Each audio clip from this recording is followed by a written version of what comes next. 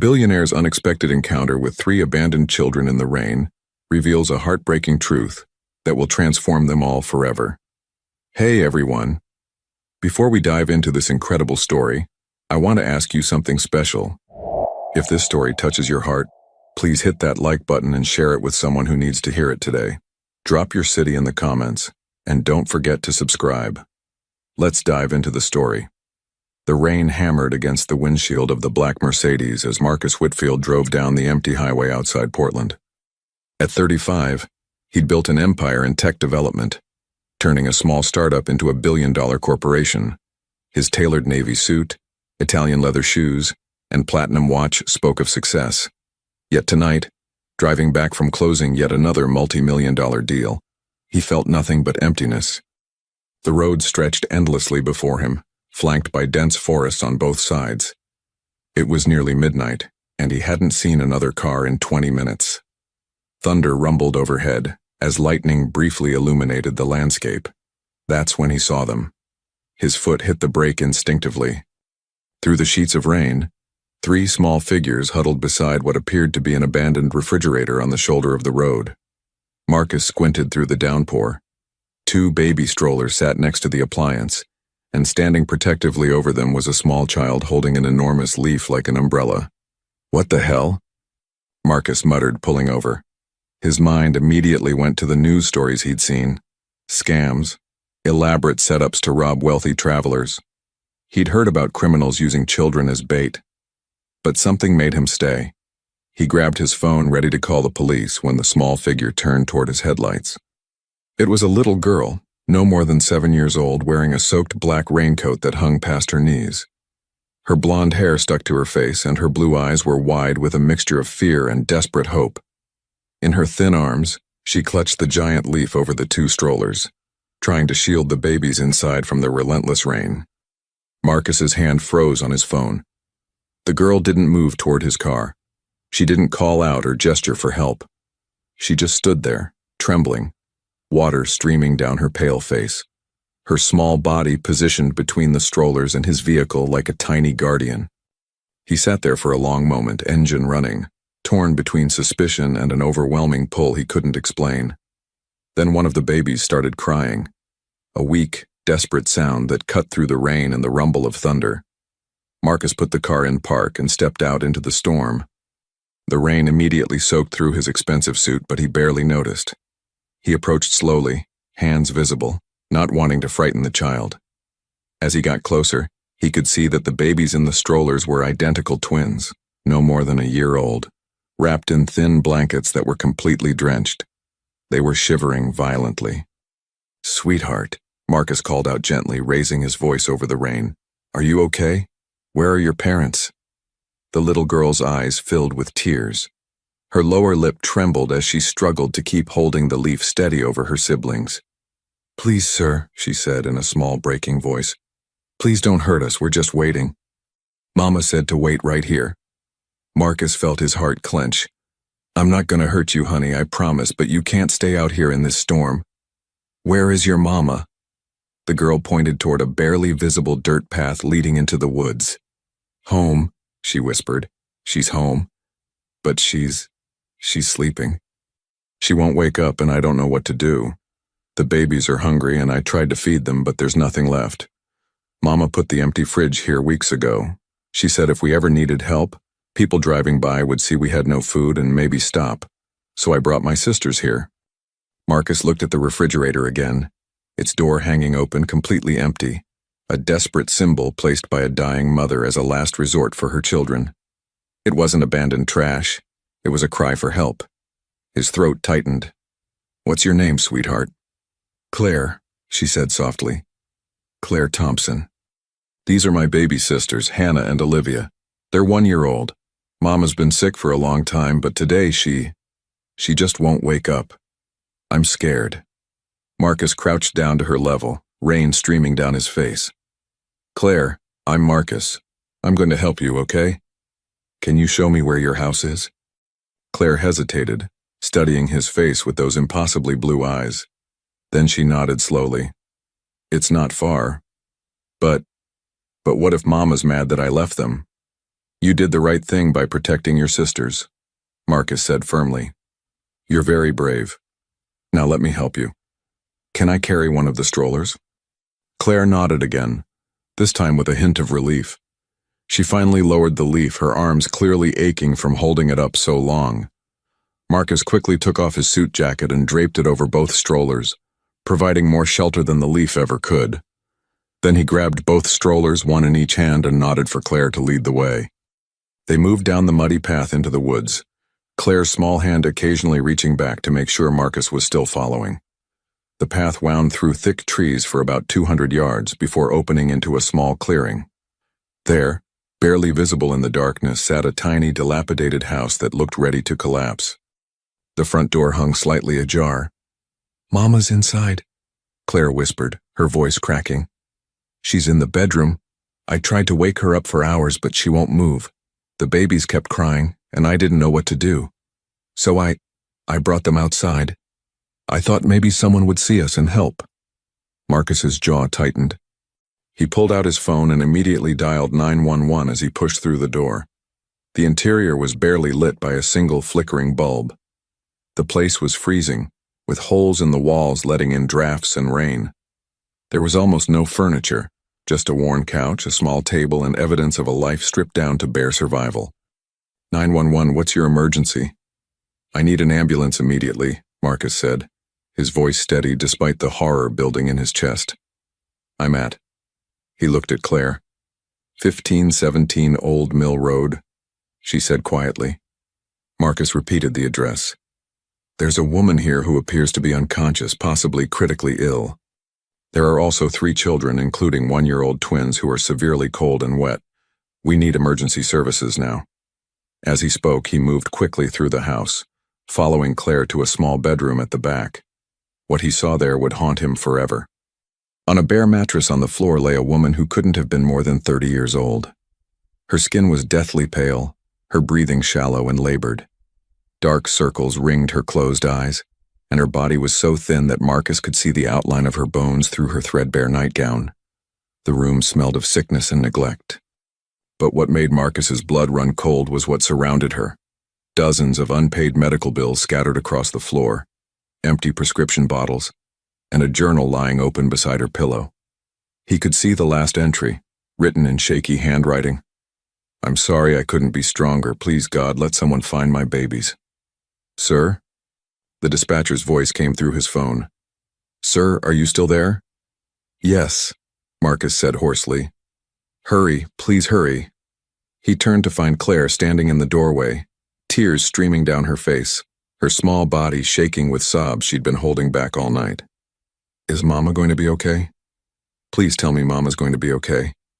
Marcus moved to her and knelt down, gently placing his hands on her small shoulders. The doctors are coming, Claire. They're going to help your mama. But I need you to be brave a little longer, okay? Can you do that? Claire nodded, wiping her eyes with the back of her hand. I've been brave for a long time, she whispered. I can be brave more. In the distance, sirens began to wail, growing louder with each passing second. Marcus looked down at this extraordinary little girl who had carried the weight of her entire family on her 7-year-old shoulders, and something shifted deep inside his chest. He didn't know it yet, but his life had just changed forever. This wasn't a scam or a setup. This was a family fighting for survival, and he'd just become their only hope. The question was, could he save them before it was too late? The emergency room at Portland General Hospital blazed with fluorescent lights that made Marcus squint after the darkness of the Thompson house. He stood near the nurse's station, still wearing his soaked shirt and pants, his ruined suit jacket long forgotten.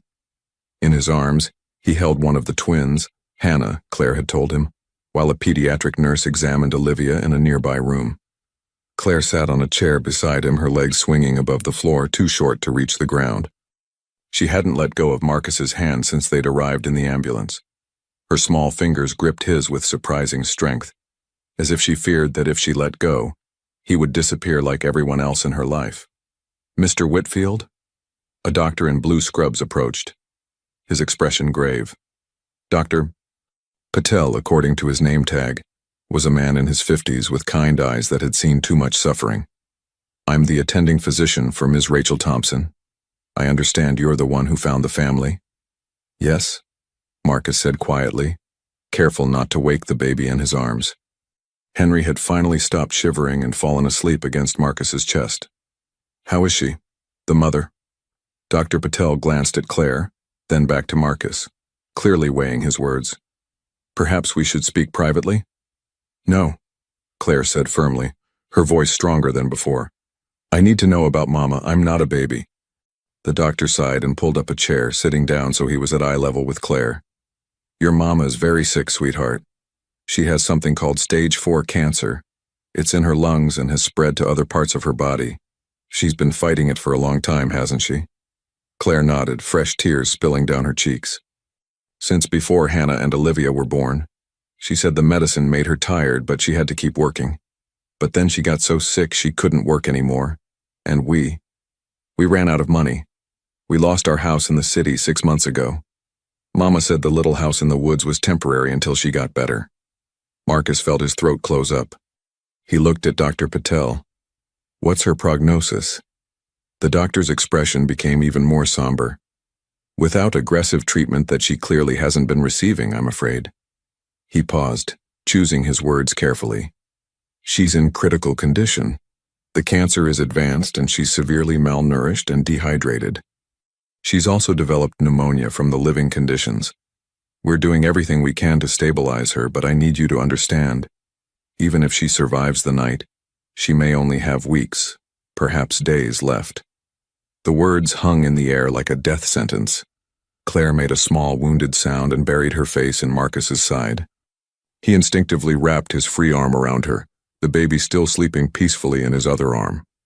The contrast struck him, the innocence of the sleeping child against the crushing reality of their circumstances. There's more, Dr. Patel continued, his voice gentle but firm. Ms. Thompson has been conscious intermittently. She's been asking for her children and she's very worried about what will happen to them. She mentioned something about having no family, no support system. Is that true? Yes, Claire said into Marcus's shirt, her voice muffled. It's always been just us. Mama said our daddy left before the twins were born. He didn't want to stay when Mama got sick, and Grandma and Grandpa died when I was little. Mama said we only have each other. Marcus felt something crack inside his chest. He'd spent his entire adult life building walls around his heart, focusing on business and success.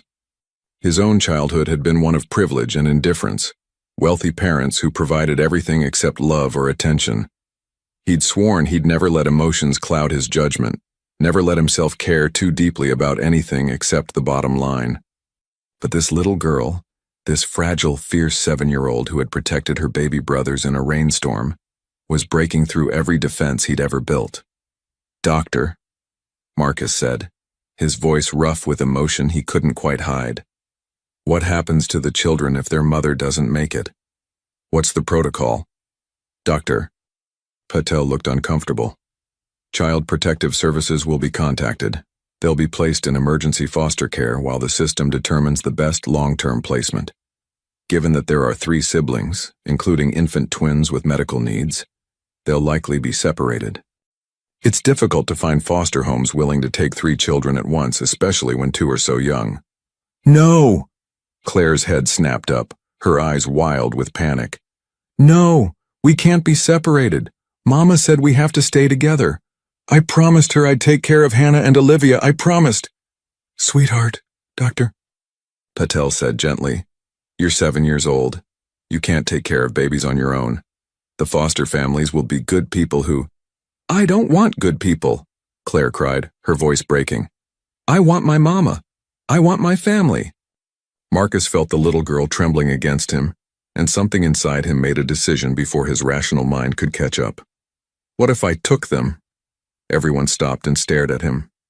Excuse me, Dr. Patel said. What if I took responsibility for the children?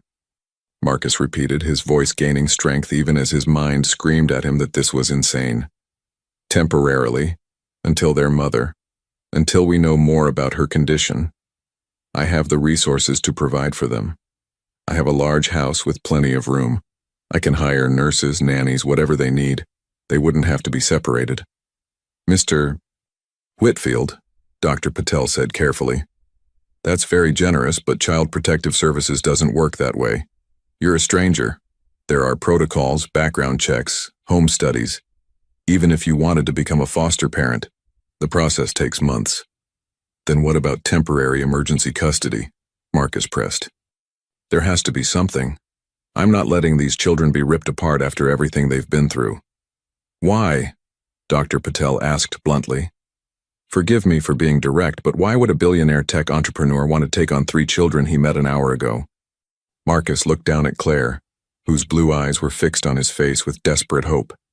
He thought about the empty mansion he lived in, the meaningless relationships, the hollow victories of closed deals and rising stock prices. He thought about the journal entry he'd seen. Please God, let someone find my babies. Because someone has to, he said simply. And I'm here. Dr. Patel studied him for a long moment, then nodded slowly. I'll call the social worker on duty. But Mr. Whitfield, you need to understand what you're proposing.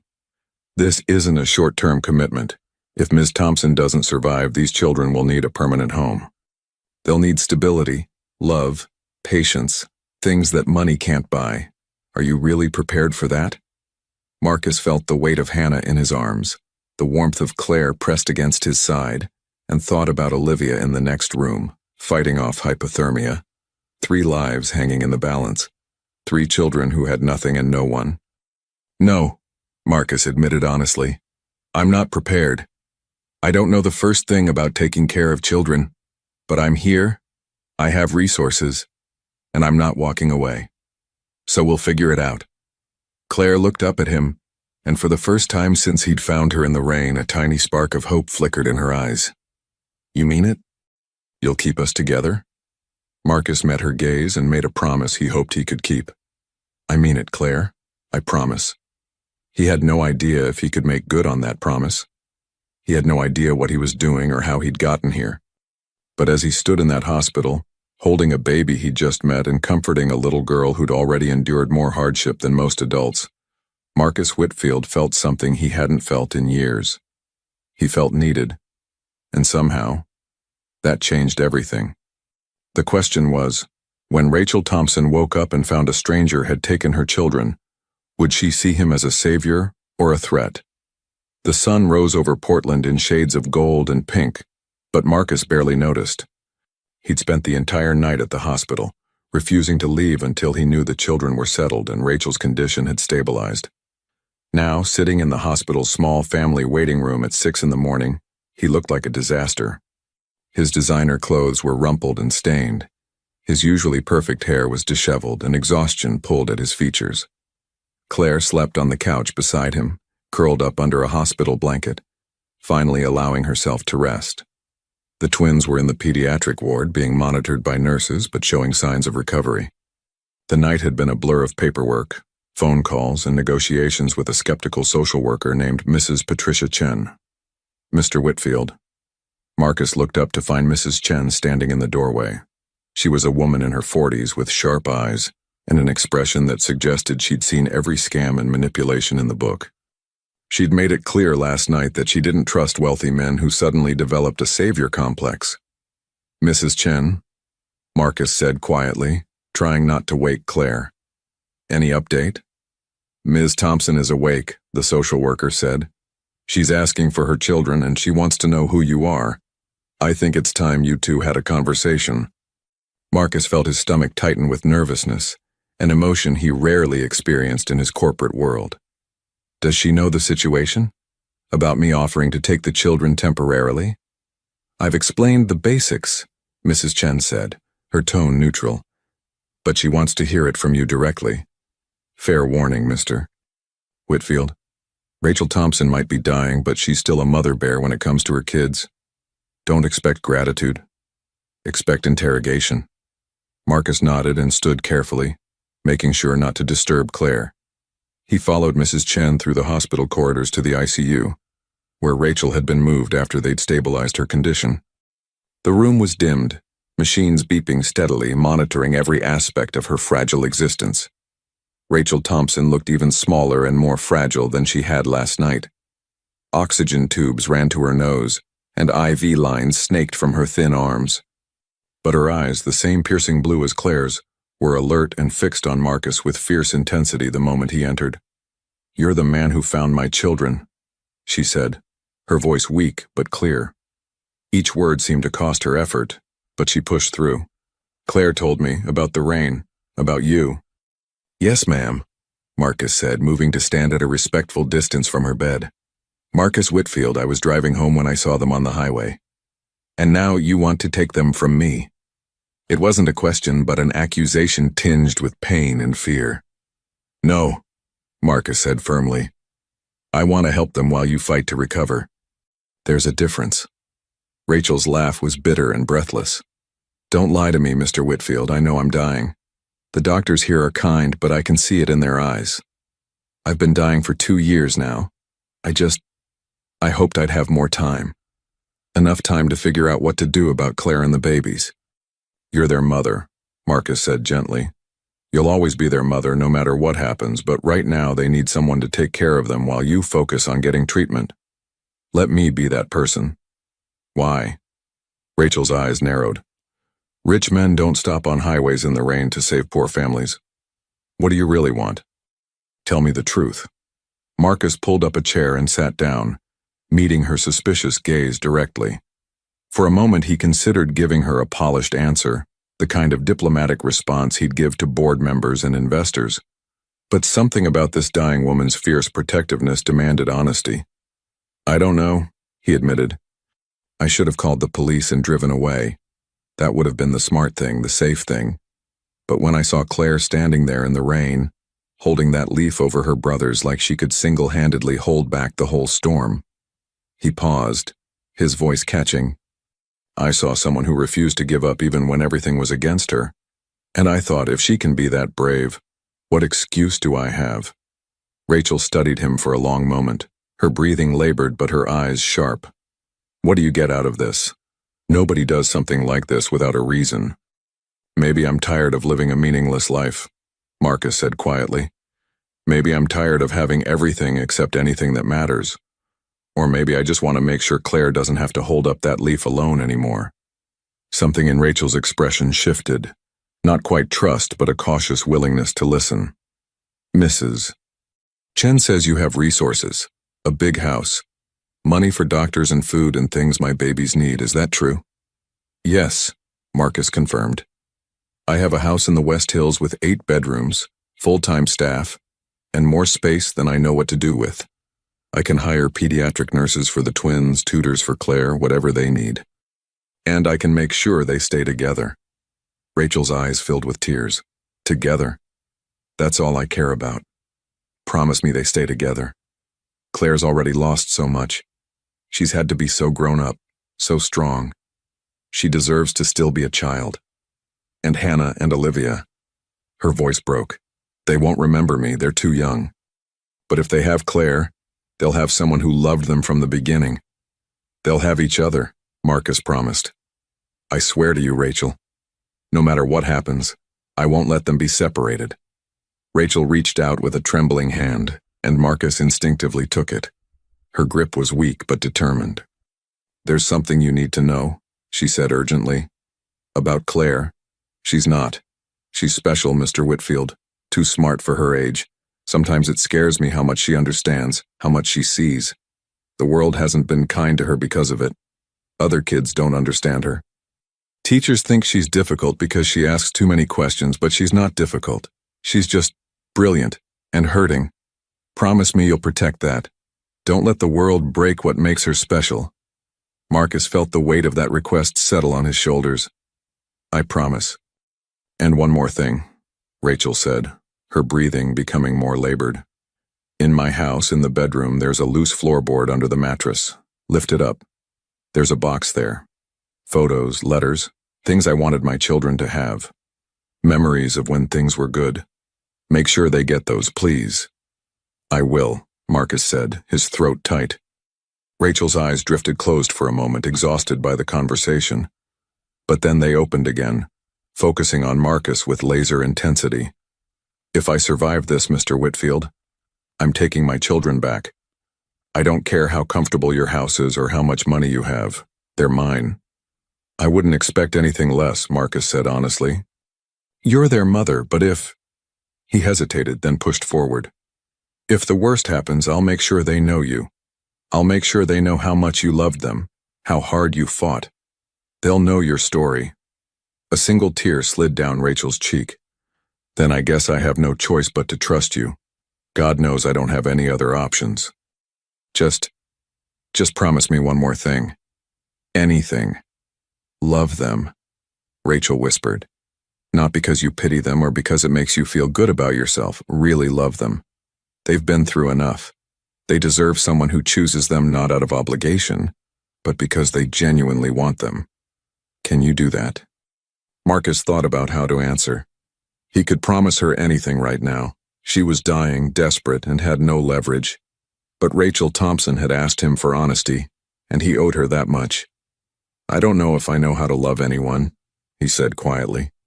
I've spent my whole life avoiding it, but I promise you this. I'll try. Every single day I'll try, and I'll never stop trying until I get it right. Rachel's expression softened into something like peace. Then take them, Mr. Whitfield. Take my babies and keep them safe. And maybe they'll teach you how to love. That's what children do, you know? They break down all your walls and show you what really matters. She closed her eyes again, exhaustion finally overtaking her.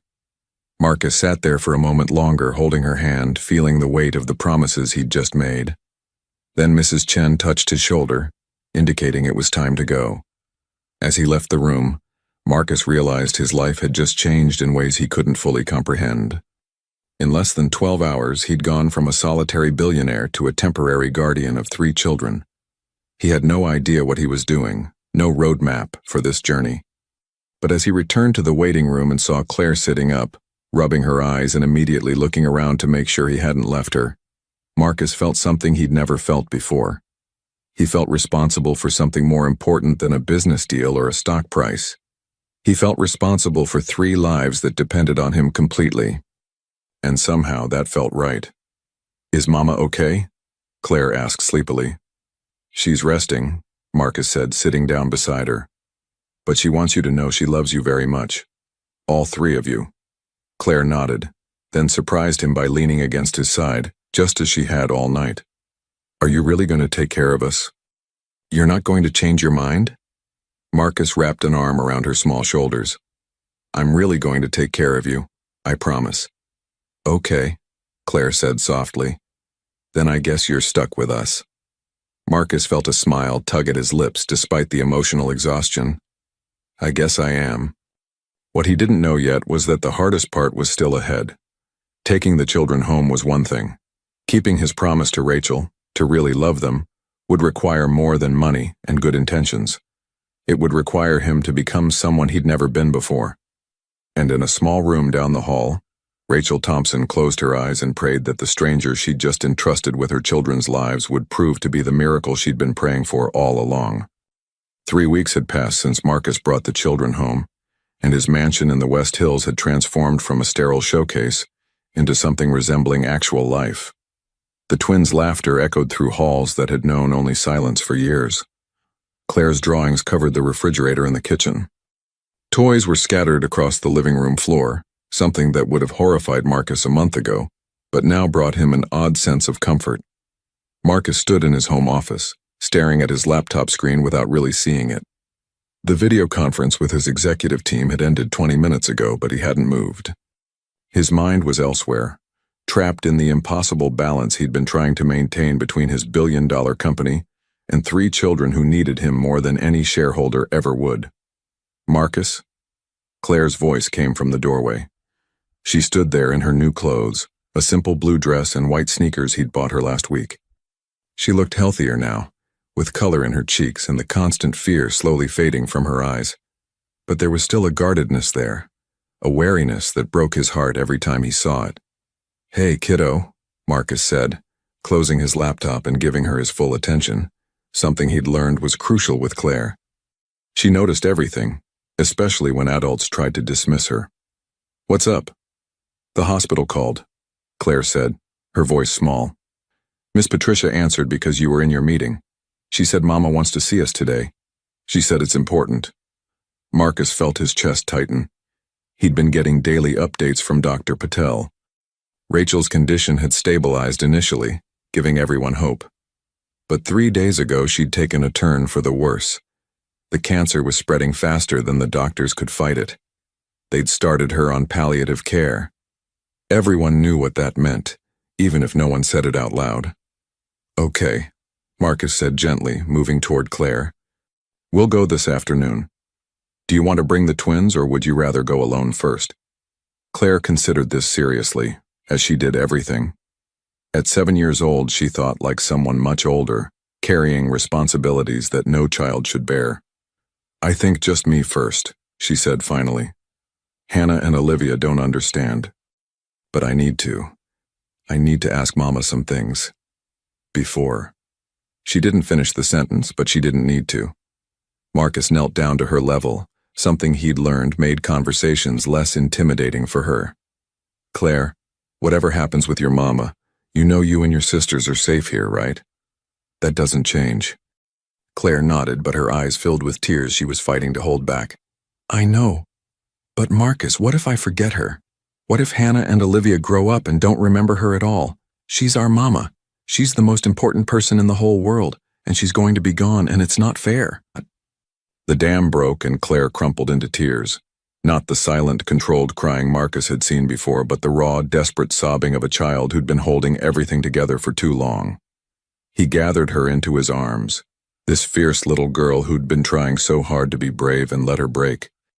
It's not fair, Marcus agreed, his own voice thick with emotion. It's not fair at all, but Claire, listen to me. You won't forget her, I promise you that. We'll keep every memory, every photo, every story. And Hannah and Olivia will know their mama through you, through the stories we tell them, through the love she gave you that you'll give to them. Your mama will live on in all of you. Claire clung to him, her small body shaking with sobs. I'm so scared, she whispered. I don't want to lose her. I don't want to be alone. You're not alone, Marcus said firmly.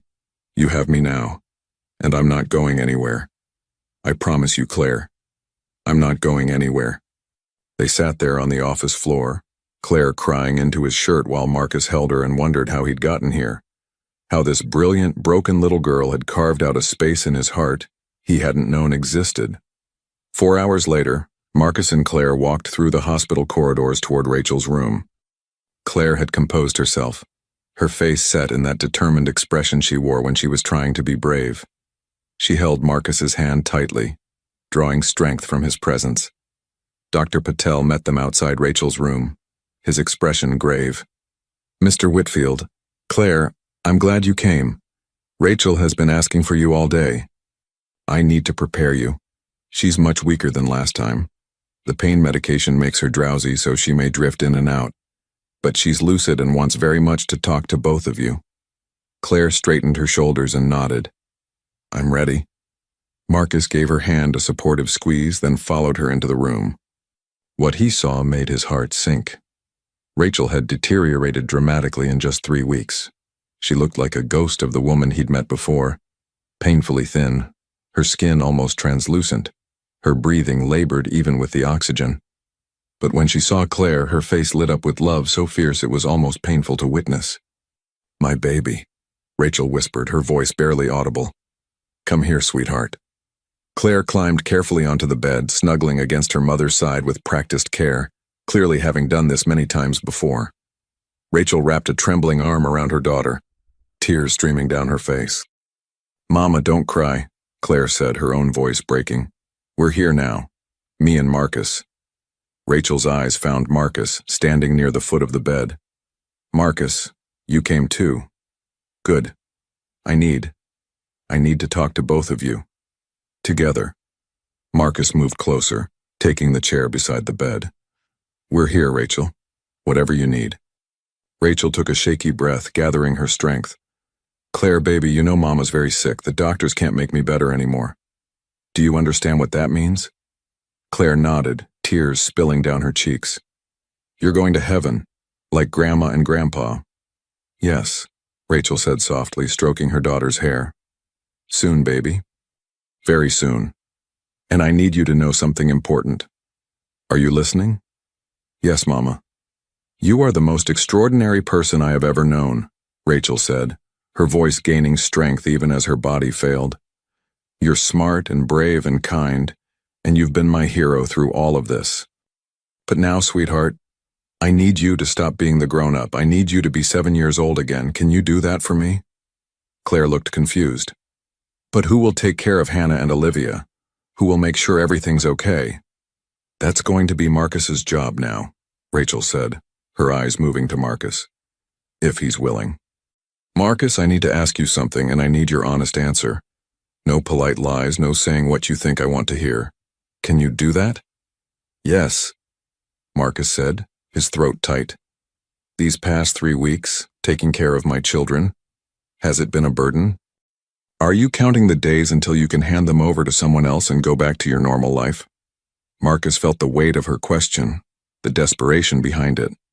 He thought about the chaos of the past weeks, the sleepless nights when the twins were teething, the patience required to help Claire with nightmares, the way his entire schedule had been turned upside down. His board of directors was frustrated with his distraction. His social life had vanished completely. His pristine house was now full of noise and mess and disorder. Honestly, Marcus said, it's been the hardest thing I've ever done. I've made so many mistakes. I burned macaroni and cheese because I didn't know you had to stir it. I put the twins' diapers on backwards. I had no idea that 7-year-olds needed help working through their feelings, not just solutions to their problems. I've been completely out of my depth. He saw Rachel's face fall and quickly continued. But it's also been the best 3 weeks of my life. Coming home to Claire's artwork on the fridge. Hearing the twins laugh when I make funny faces at them. Teaching Claire how to play chess and discovering she's already better at strategy than half my executive team. These aren't burdens, Rachel. They're the first real things I've had in my life in a very long time. Rachel studied his face, searching for any hint of deception. Whatever she saw there seemed to satisfy her, because she nodded slowly. Then I'm asking you something I never thought I'd ask a stranger. I'm asking you to adopt my children, all 3 of them. Not as a foster parent, not as a temporary guardian, but as their father. To give them your name, your protection, your love. Forever. The word hung in the air like a thunderclap. Marcus felt his heart stop, then start again with painful intensity. Adoption. Permanent. Forever. This wasn't temporary help or charitable assistance. This was Rachel asking him to become a father, something he'd never imagined for himself, never wanted, never thought he was capable of. Mama, Claire said uncertainly. Does that mean we'd stay with Marcus forever, even after your... Yes, baby, Rachel said gently. It means you'd be a real family. Marcus would be your daddy, and you and your sisters would be his children. Not just for now, but always. Claire looked at Marcus with those penetrating blue eyes. Do you want that? Do you want us? It was the most direct, honest question Marcus had ever been asked. No business negotiation, no carefully worded contract, just a 7-year-old asking if she was wanted. And somehow that made it the most important question he'd ever been asked. Marcus thought about his life before that rainy night. The emptiness. The meaninglessness of success without purpose. The way he'd convinced himself that solitude was strength and that emotional distance was protection. He thought about how wrong he'd been. Yes, Marcus said, his voice clear and certain. I want you. All 3 of you. Not because I feel obligated or because it's the right thing to do, but because you've become my family. And I can't imagine my life without you anymore. Claire's face crumpled, but this time with relief and joy mixed with her grief. She launched herself from the bed into Marcus's arms, and he caught her, holding tight while she cried. Rachel watched them, peace settling over her features even as tears streamed down her face. Thank you, she whispered. Thank you for giving me this. For letting me know they'll be loved. I promise you, Marcus said, one arm around Claire, reaching out with his other hand to take Rachel's. I will love them with everything I have. I'll tell them about you. I'll make sure they know their mother was a warrior who fought until her last breath to keep them safe. They'll know you, Rachel. I swear it." Rachel nodded, exhaustion overtaking her. But before she drifted off, she whispered one last thing. "The box, under the floorboard. Did you find it?" "I did," Marcus confirmed. "I have it safe. When they're ready, I'll give it to them." "Good," Rachel breathed.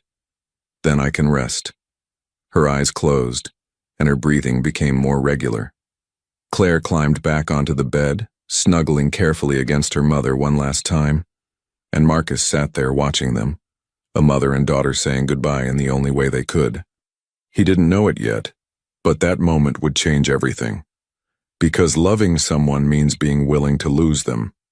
And for the first time in his life, Marcus understood what it meant to have something worth losing. The question that haunted him as they left the hospital that evening was simple but terrifying. Could he really be the father these children needed? Or would his love prove as insufficient as everything else in his carefully constructed life? Rachel Thompson died 3 days later, on a Tuesday morning while autumn leaves fell outside her hospital window. She slipped away peacefully in her sleep, surrounded by photos of her children that Marcus had brought to her room. Claire had been there the night before, reading to her mother from her favorite storybook, and Rachel had smiled, squeezed her daughter's hand and whispered, "I love you to the moon and back, forever and always." Those were the last words Rachel ever spoke. The funeral was small and simple, held at a modest church in downtown Portland. Marcus had offered to arrange something grander, but Claire had shaken her head firmly. "Mama wouldn't want fancy," she'd said. "She'd want real." So they kept it intimate. Just Marcus, the 3 children, Mrs. Chen, Dr. Patel, and a handful of neighbors from Rachel's old apartment building who'd known her during better times. Claire stood at the front of the church in a simple black dress, holding Marcus's hand with her left hand and gripping a single white rose in her right. The twins, too young to understand, played quietly with blocks in a corner under the watchful eye of the nanny Marcus had hired. At 7 years old, Claire was the only one who truly comprehended what they'd lost. During the service, the pastor asked if anyone wanted to share memories of Rachel. An uncomfortable silence fell. Most people there barely knew her. But then Claire let go of Marcus's hand and walked to the small podium, her head barely reaching above it. "My mama was the bravest person in the world," Claire said, her voice small but steady. "When she got sick, the doctors said she'd only live a few months. But she fought for 2 whole years because she loved us. She worked 2 jobs even when she was so tired she could barely stand, just to make sure we had food and clothes. When we lost our house, she didn't complain. She just said, 'We're together and that's all that matters.'" Claire's voice cracked, but she pushed forward. "I used to get mad at her sometimes. I'd ask why we couldn't have nice things like other kids, why she was always so tired, why everything was so hard. But I understand now. She was a superhero, and being a superhero is really hard work. And even though she's gone—" Claire paused, wiping her eyes. "Even though she's gone, she's still my hero. And I'm going to make her proud by taking care of Hannah and Olivia, and by being as brave as she was. That's how I'll keep her alive." By the time Claire finished, there wasn't a dry eye in the church. She walked back to Marcus, who knelt down and wrapped her in his arms. "Your mama would be so proud of you," he whispered. "I'm so proud of you." After the funeral, they returned to Marcus's house, though increasingly he'd started thinking of it as home rather than just his property. Claire went straight to her room, saying she wanted to be alone. Marcus understood. Grief needed space sometimes. But an hour later, when he checked on her, he found her sitting on her bedroom floor surrounded by the contents of Rachel's box, the one they'd retrieved from under the floorboard. Photos were spread everywhere, Rachel pregnant and glowing, Claire as a toddler with chocolate all over her face, the twins as newborns. There were letters too, dozens of them, all addressed to the children and dated throughout Rachel's illness. "Claire?" Marcus said softly from the doorway. "You okay?" Claire looked up, her face streaked with tears. "She wrote us letters. For birthdays, graduations, weddings, everything she knew she'd miss. Look." She held up an envelope marked, "For Claire's 18th birthday," and another that said, "For Hannah and Olivia's first day of school." There were so many, a paper trail of love extending into a future Rachel would never see. Marcus felt his throat close up. He sat down on the floor beside Claire, and she immediately leaned against him, a gesture that had become natural between them over the past weeks. "She must have written these at night," Claire said quietly, "when she thought I was asleep. I remember hearing her crying sometimes, but I didn't know. I didn't know she was writing to us." "Your mama loved you more than anything in this world," Marcus said. "These letters are proof. She wanted to be part of your future even when she couldn't be there in person." Claire nodded, then picked up another envelope. This one was different, addressed simply to Marcus. She held it out to him with wide eyes. "She wrote one for you too." Marcus took the envelope with trembling hands. Why would Rachel write to him? They'd barely known each other. But as he opened it and began to read, he understood. "Dear Marcus, if you're reading this, then I'm gone, and my children are now yours. I know that probably still feels surreal to you. It feels surreal to me too, trusting the most precious things in my life to someone I met at my lowest moment. But I saw something in you that night in the hospital. Behind all your success and wealth and carefully controlled exterior, I saw someone who was just as lost as we were, someone who had everything except what matters most. And I thought, maybe this is meant to be. Maybe you needed them as much as they needed you. I want you to know that I don't expect you to be perfect. You're going to make mistakes. You're going to have moments where you wonder what the hell you were thinking, taking on 3 traumatized kids. There will be days when Claire's too smart for her own good and asks questions you don't know how to answer. Days when the twins are screaming and you don't know what they need. Days when you miss your old quiet life. That's okay. Being a parent means showing up even when it's hard, especially when it's hard. It means loving them even when they push you away. It means being patient with their grief and your own inadequacy. It means choosing them every single day, even when it would be easier to walk away. But here's what I want you to really understand. You've already shown me you can do this. You stopped on that highway when most people would have driven past. You promised to keep them together when it would have been easier to let the system separate them. You've spent 3 weeks learning how to be what they need instead of what's convenient for you. That's not just kindness, Marcus, that's love, even if you don't recognize it yet. So I'm asking you to be brave. Be brave enough to let them into your heart completely. Be brave enough to be vulnerable with them. Be brave enough to admit when you're wrong and learn from it. Be the father I know you can be. Claire will need you to understand that her mind works differently than other kids. She's gifted, but that gift comes with isolation and misunderstanding. Be her advocate. Let her be weird and wonderful and brilliant. Henry and Oliver won't remember me, and that breaks my heart. But it also means you get to be their whole world. Love them enough for both of us. Teach them to be kind, brave, and true. And Marcus? Let them teach you too. Let them show you how to laugh at silly things and find joy in small moments. Let them crack open that protective shell you've built and remind you what it means to really live. I can't thank you enough for this gift you've given me. The gift of knowing my children will be loved. I'm entrusting you with my whole heart. Please take care of it. With gratitude and hope, Rachel Marcus finished reading with tears streaming down his face, something that would have mortified him a month ago but now felt right. Necessary. He looked at Claire, who was watching him carefully. "What did Mama say?" she asked. "She said I'm lucky to have you," Marcus replied, his voice rough. "And she's right. I am." Claire considered this, then asked the question Marcus had been dreading. "Marcus, can I call you Dad? Or is that weird since you're not my real dad?" Marcus felt his heart split open. He pulled Claire close, pressing a kiss to the top of her head. "I would be honored if you called me Dad. And Claire? I may not be your biological father, but I'm choosing to be your real dad. That choice, that commitment, that makes it real. Does that make sense?" Claire nodded against his chest. "Yeah, it makes sense. Because Mama chose me too, even though I asked too many questions and made things harder sometimes. She chose me anyway. And now you're choosing us. Every day," Marcus promised. "I choose you every day." They sat there together, surrounded by memories of Rachel, and Marcus realized something profound. He'd spent his whole life building an empire, accumulating wealth and power and success.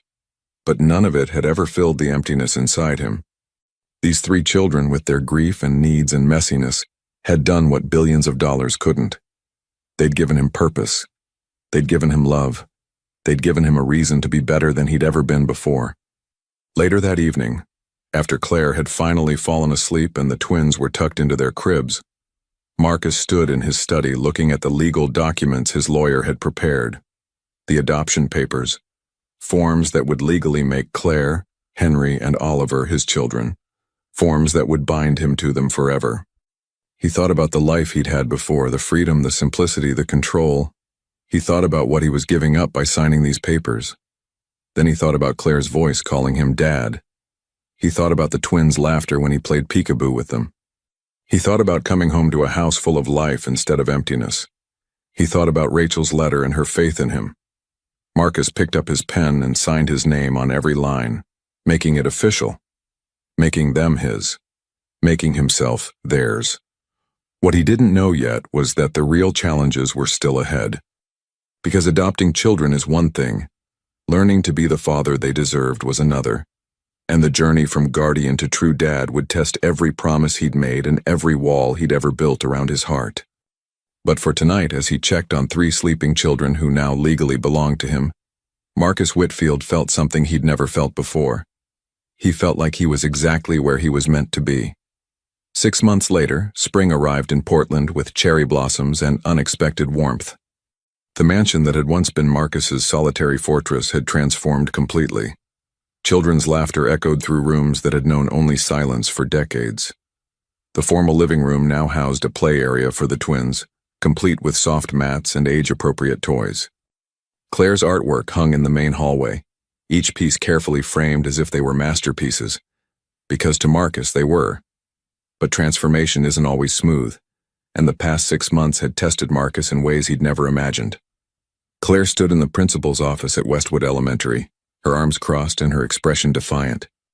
Beside her, Marcus sat in one of those uncomfortable plastic chairs designed for children, trying to maintain his composure as Principal Morrison explained the situation. "Mr. Whitfield," Principal Morrison said, her tone diplomatic but firm. "This is the 3rd time this month that Claire has disrupted class. Today, she corrected her math teacher's error on a probability equation in front of the entire class. When Mrs. Henderson said she was being disrespectful, Claire proceeded to prove her point using a detailed statistical analysis that—" The principal paused, looking at her notes. "Well, frankly, that none of us understood. She's 7 years old. This behavior is unacceptable." "She was wrong," Claire said stubbornly. "Mrs. Henderson, she taught us the wrong formula. Was I supposed to just let everyone learn the wrong thing?" "You were supposed to be respectful," Principal Morrison replied.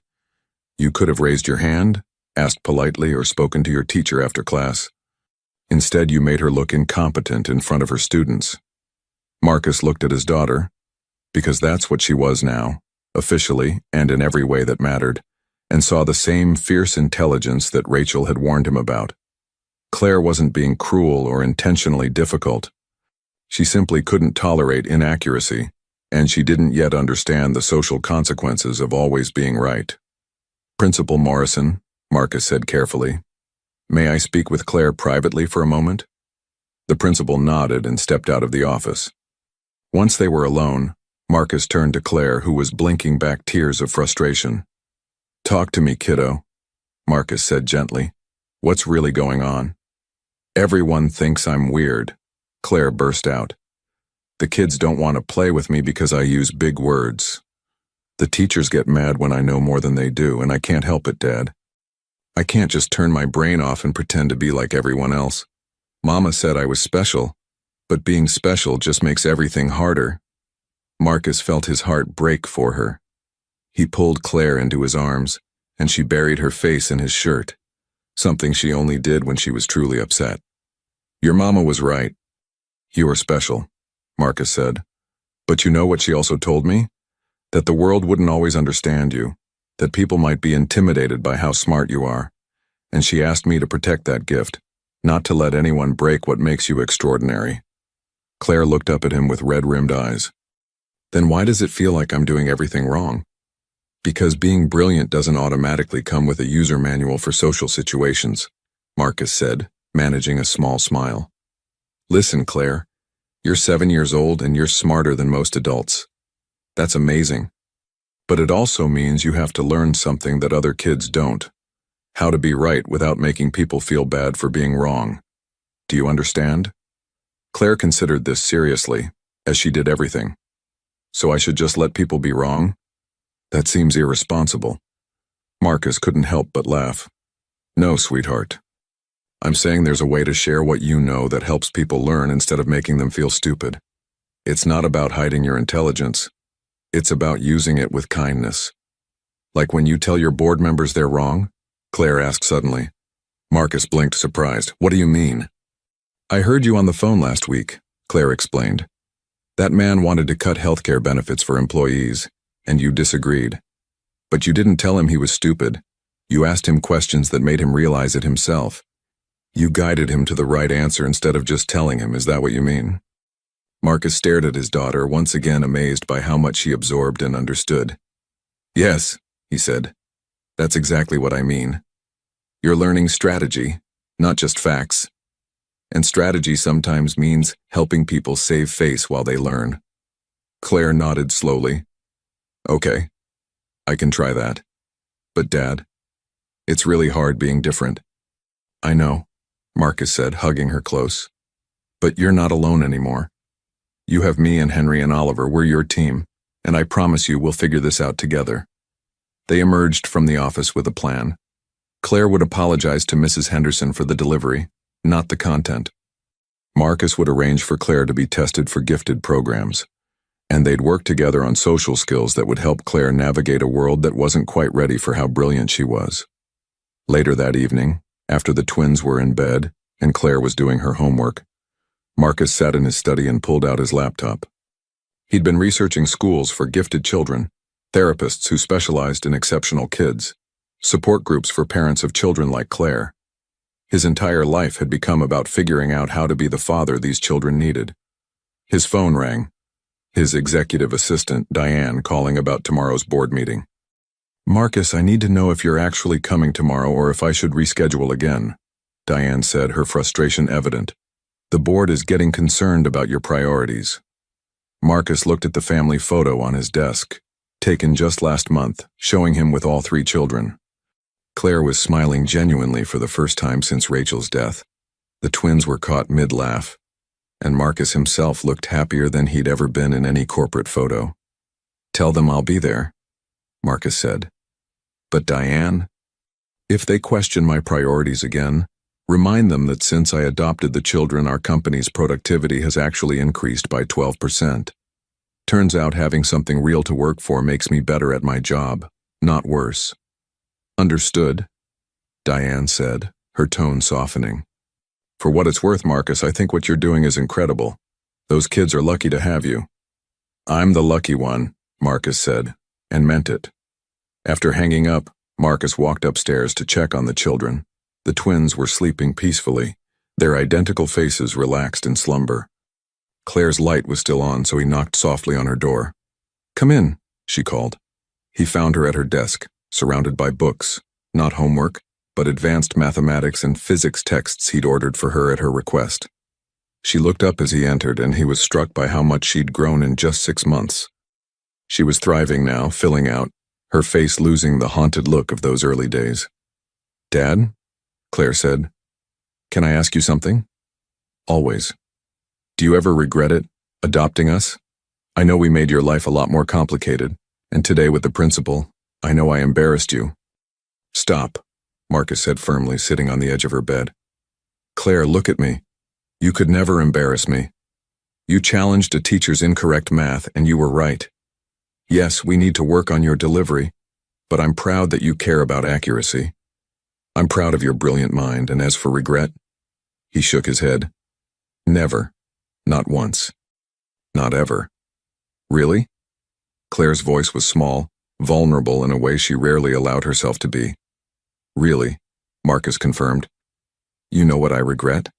I regret all those years I spent alone in this big house, thinking success was measured in dollars and stock prices. I regret not understanding what actually matters until a brave 7-year-old holding a leaf in the rain showed me. You didn't complicate my life, Claire. You saved it. Claire's eyes filled with tears, happy ones this time. I love you, Dad. Marcus felt his heart swell. She'd been calling him Dad for months now, but it still hit him every time. I love you too, sweetheart. More than I knew it was possible to love anyone. Claire smiled, then returned to her books. As Marcus left her room, he heard her humming softly. The same song Rachel used to sing, preserved in Claire's memory, and now filling the house with echoes of love that transcended death. 2 months later, on a perfect summer morning, Marcus stood in his backyard watching the twins toddle around the grass, while Claire pushed them on their new swing set. The house was full of people, his employees, whom he'd invited for a company picnic. What had started as a corporate obligation had transformed into something genuine. His team had watched his transformation over the past 8 months and had embraced his children as part of their extended family. Marcus Whitfield, family man, a familiar voice said behind him. I never thought I'd see the day. Marcus turned to find his CFO, James, approaching with a beer in each hand. He offered one to Marcus.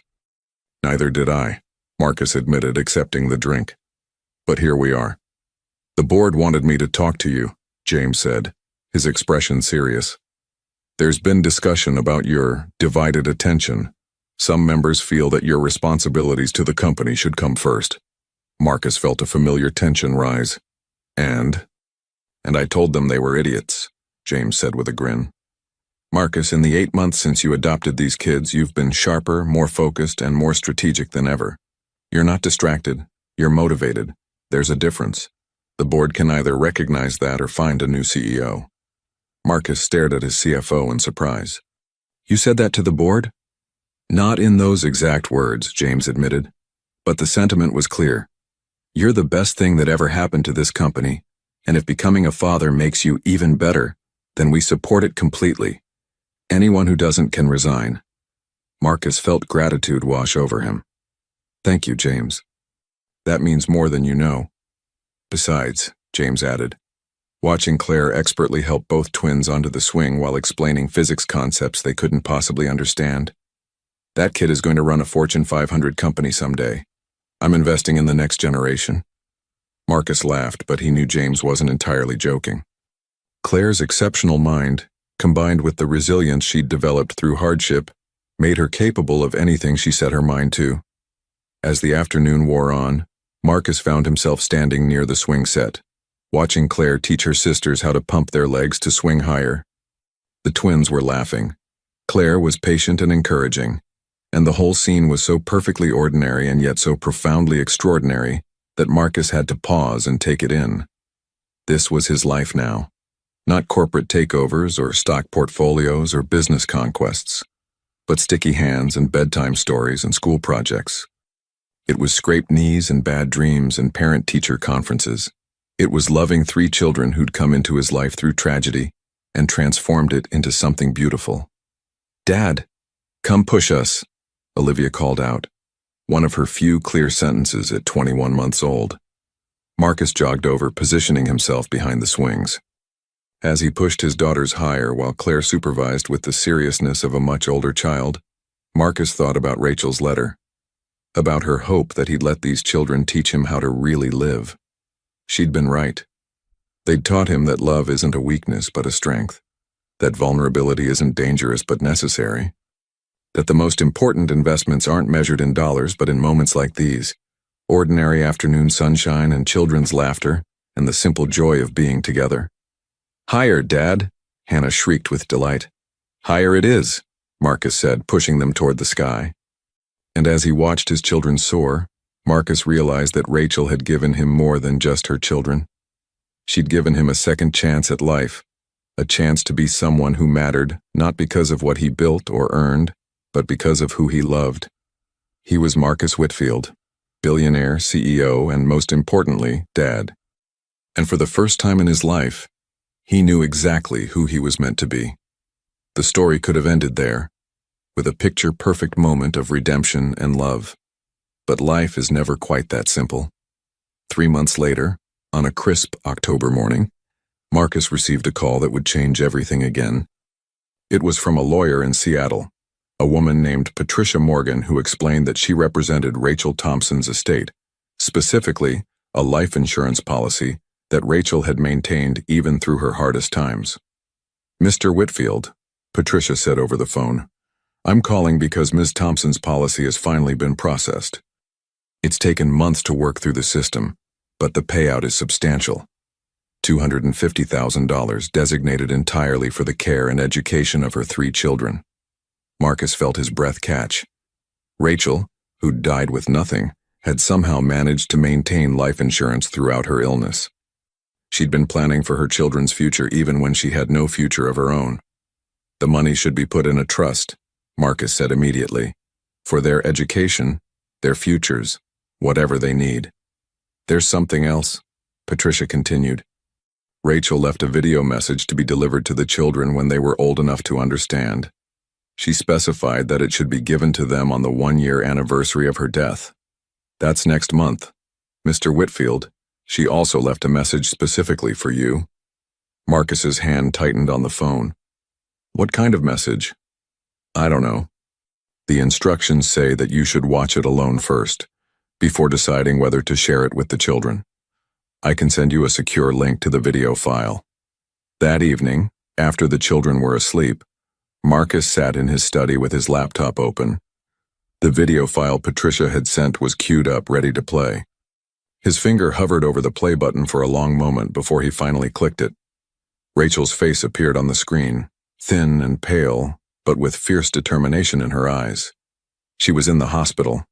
Marcus recognized the room from those final visits. "Marcus," Rachel's voice came through the speakers, and Marcus felt tears spring to his eyes at hearing her again. "If you're watching this, then I'm gone, and my children are living with you. I hope they're happy. I hope you've kept your promises." The video Rachel paused, seeming to gather strength. "There's something I need to tell you. Something I didn't tell you when we met because I didn't want it to influence your decision to help us. Claire isn't just gifted, Marcus. She's exceptional in ways that go beyond intelligence. When she was 5, she scored in the 99th.9 percentile on every cognitive assessment they gave her. Her IQ is immeasurable by standard tests. The specialist said she's one of maybe a dozen children in the entire country with her level of cognitive ability." Marcus felt his heart race. He'd known Claire was brilliant, but this. "I'm telling you this now because you need to understand what you're really taking on," Rachel continued. "Claire's mind is both a gift and a burden. She'll face challenges that other children won't. She'll be isolated, misunderstood, potentially targeted. She'll need protection, advocacy, and most importantly, she'll need someone who sees her as a child first and a prodigy second. I believe you can be that person, Marcus. I believe you already are." The video Rachel smiled sadly. "I want you to know that choosing you wasn't random or desperate. From the moment you stopped your car in the rain, I saw something in you. A loneliness that matched ours. A need for purpose that mirrored my need for help. You saved us, Marcus, but I think maybe we saved you too." She leaned closer to the camera. "Love them for me.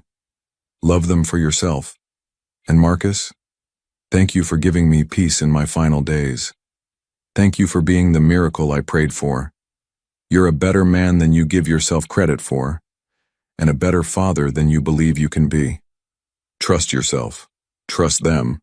You're going to be amazing, too." The video ended, and Marcus sat in silence, tears streaming down his face. Rachel had seen him, truly seen him, in those brief conversations. She'd understood that he needed her children as much as they needed him, and she'd trusted him with not just her children, but with the truth about Claire's exceptional mind. The next morning, Marcus contacted specialists in gifted education, psychologists who worked with profoundly gifted children, and schools designed for exceptional learners. He was building a team around Claire, making sure she'd have every opportunity to thrive without losing her childhood in the process. And 1 month later, on the first anniversary of Rachel's death, Marcus gathered all 3 children in the living room. The twins were too young to understand, but Claire deserved to see her mother's message. They watched together as Rachel spoke directly to her children, telling them how much she loved them, how proud she was of them, and how she'd be watching over them always. Claire cried, Marcus cried, and even the twins seemed to sense the emotion in the room. When the video ended, Claire turned to Marcus with those impossibly blue eyes, Rachel's eyes, and said, "She knew you'd be perfect for us, didn't she?" "I don't know about perfect," Marcus said honestly, "but I'm trying my best." "That's what she said you'd do," Claire replied, smiling through her tears. "And you know what? She was right. You're exactly what we needed. And I think we're exactly what you needed too." Marcus pulled all three children close. This family he'd never planned on having but couldn't imagine living without. "You know what the best part is?" he said softly. "What?" Claire asked. "We get to figure out the rest together. All four of us, as a family." And that, Marcus realized, was the real ending. Not a perfect resolution, but an ongoing journey. A journey of love and growth and learning. A journey that had started with a desperate girl in the rain and had transformed into something neither he nor Rachel could have predicted. Marcus Whitfield had stopped his car on a rainy highway 8 months ago, expecting nothing more than a momentary inconvenience. Instead, he'd found his purpose, his family, and himself. And while the road ahead would have challenges, raising a profoundly gifted child, helping 2 toddlers grow, and learning to be the father they all deserved, Marcus knew one thing with absolute certainty. He was exactly where he was meant to be. And these 3 children born from tragedy and raised with love were the greatest investment he'd ever made. Not in dollars or stocks or corporate empires, but in love, commitment, and the simple, profound choice to show up every single day and be their dad. That was his legacy now, and it was worth more than all the billions he'd ever earned.